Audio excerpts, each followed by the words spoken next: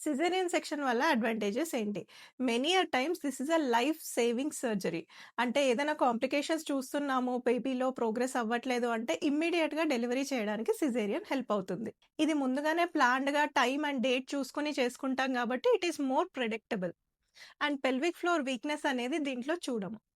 High risk ప్రెగ్నెన్సీస్‌లో caesarean is a better option.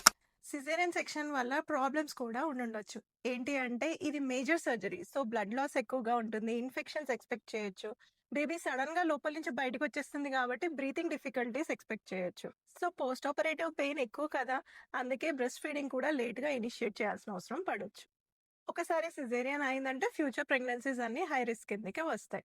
So A mode of delivery కూడా అంత super beautiful ఏం కాదు. దేనికి దానికి ప్రాబ్లమ్స్ కూడా ఉంటాయి. The best delivery is the one which is safest for you and your baby. So ఈ డైలమాలో ఉన్న అమ్మకి షేర్ చేయండి.